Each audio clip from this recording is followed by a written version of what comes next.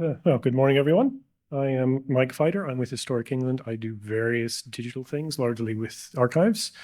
I actually started out in IT many years ago. I was one of the board of people who had to get up on January 1st, 2000 and go in and make sure the computers didn't set booby traps or whatever they're supposed to do. I specialized in running the business management systems and databases and making sure everything could talk to each other. So I have lots of experience moving data around. In fact, at this point, I've spent half my life cleaning up other people's data. So I was trying to think of a good cover slide for this talk, and I saw that book on the shelf, and that kind of sums up how I feel when I start looking at other people's data, which then leads into the question, what exactly is the state of archaeological data? A lot of the stuff I've looked at is legacy, so of course it's a little worse than you might expect than if it was now, but we don't really know.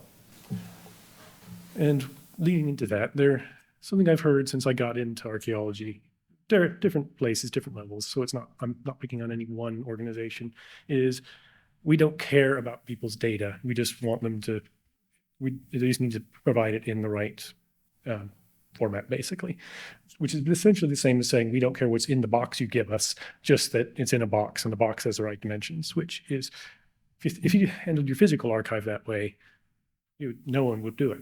So that is an issue we need to address. We've also seen lots of new technology over the last few years, which of course all generate their own types of data that we need to come up with a way of managing. And that's the next question. Do we actually have a plan for managing this data, or is it we'll record it and sort it out later?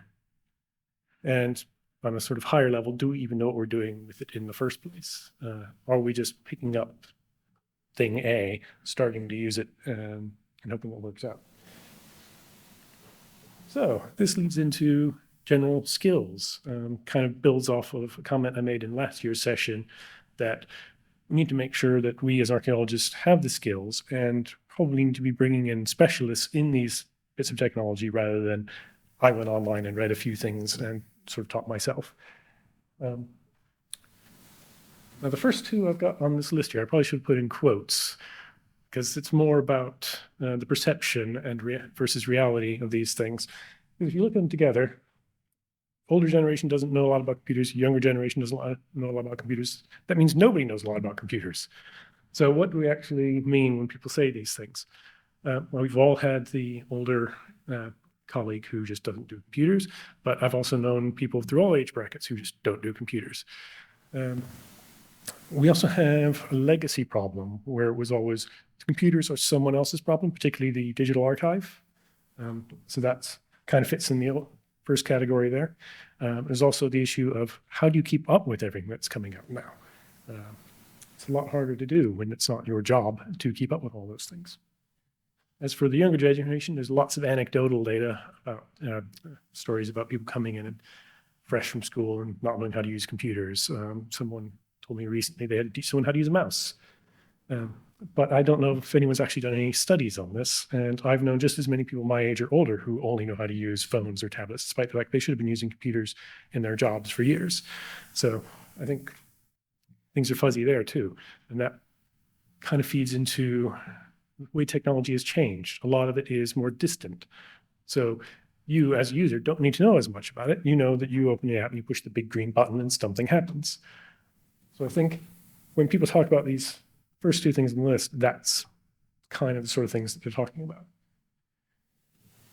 And let me get into just general training support. Do we know what we need to be trained on? I know people come to me occasionally and say, well, what training needs do you have next year? And I go, I have no idea. A lot of it I have to figure out as I go. Now I'm a special case because I'm actually doing the technical side of things, but how much do other people have this problem? And what do universities teach their students about technology? I know a lot of universities have stopped teaching anything about databases, which is kind of scary. Are they teaching them about the things they're going to be using when they get out in the field? When you start work at a unit, how much are they teaching them about the various technology they use? I'm going to guess that it's probably just enough to use it and not much more. Now we're going to go into databases just as a more specific thing here. We've been using them for years now, And unfortunately, my little drawing there is kind of how archaeologists tend to use databases. You have some data, you stick it in there. If anyone wants to get anything out of it, it's up to them to rummage around and figure it out on their own, which is not really a good way of doing things. Try to avoid that. And we still have issues with databases. Excuse me.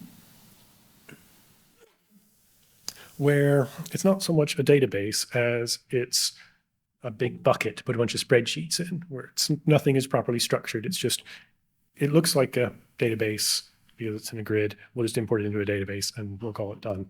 Or they'll have multiple different types of data all just going in, not linked together. So lots of legacy issues there, which are still happening. We're seeing issues because people aren't supporting the small databases, specifically Access, as much as they used to. There's always been a bit of snobbery about Access, and there are things you should use it for and things you shouldn't use it for. If you use it correctly, it's a really good tool. You can develop it quickly. You don't need to know a lot. It's got a great querying tool. If you want to model a bigger database, you can prototype it in Access in minutes. So it's really good if you use it correctly. People don't. And a lot of organizations don't support it because it has a few security issues, because you can program things in Access. It's possible you could download something that could be malicious. So a lot of places are just saying, yeah, we don't support Access. But what do you do then? You have to create a database to do thing X. Well, they're not providing support for the big databases, your SQL Server, MySQL, PostgreSQL, the various things like that. Your average user can't just open that up and get to work with it. You need a dedicated specialist support person to do that for you, to set up the forms, to put the stuff in, to figure out a way to get it out for you. That's not happening. Universities, like I mentioned before, a lot of them have stopped teaching database design, which is a big issue since their students then have to collect data and do something with it. All of this is sort of leading up to people aren't using databases. I know several projects where they're just putting stuff in Google Sheets and hoping it works out.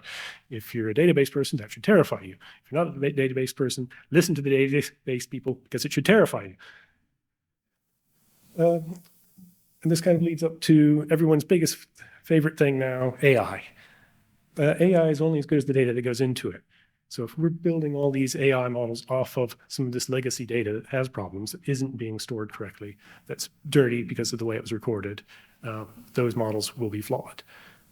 So if we're going to keep doing AI stuff, we need to fix our databases.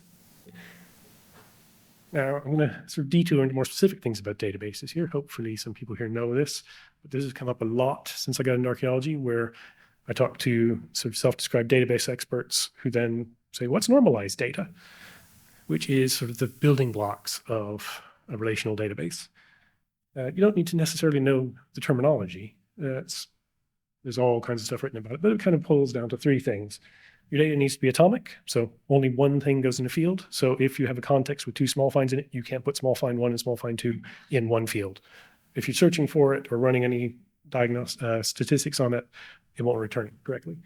You also don't want redundancy within a record, so those two small finds can't then become small find field number 1, small find field number 2, because then it's harder to report on. What happens when you have 3 small finds? Do you have to add a new field? So we don't do that. We also don't want redundancy between records.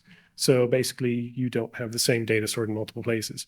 So if each small find record contains the context number, you also wouldn't include details about the context number in there. That would be in context record. So that's just a very quick fly through of how a database is supposed to be structured. And you can kind of see through the little diagram there that as soon as you start following these rules, a database gets really, really complicated, and it doesn't look like Excel anymore. You can't just open a table and work in it. If you are, you're probably doing it wrong. This is a really useful way of thinking about your data, even if you're not recording it in a database. There are other file formats you can do things in these days, but still just thinking about your data, how it's structured, how all the pieces fit together is just really useful to do. So what can we do about all of this stuff? How do we better manage this data for the future? So we go from my little drawing here to something a bit more usable. Well, obviously, we always need better training. It's just we need to identify what that training is and how we're going to deliver it. We need to make sure we really understand the new technology that we're bringing in. And that, if that means having actual specialists who use that data and develop those tools, then we need to do it and actually have a plan for what we do with it when it's done. And as Tom mentioned, we need to archive the data when it's done. If you don't archive your data, it's the same as going out, digging a site, putting it all in your garage for the rest of eternity. It has to be deposited for something to happen. And I put a little note there about databases being active storage, since we talked about databases. A database isn't forever. A database is only as good as long as someone is maintaining it and keeping it updated. As soon as it's done, it needs to be sort of disassembled, archived, and documented. And I made a joke about need to maybe go through stuff on Oasis and check it, see what the data looks like. Do we need to actually do that? Does someone need to survey existing deposited data and see what it looks like? Do we need to have more data requirements to for what happens when it goes in? Does that need to be part of a job spec or a research spec? You need to actually record your data properly, meeting these standards. Probably.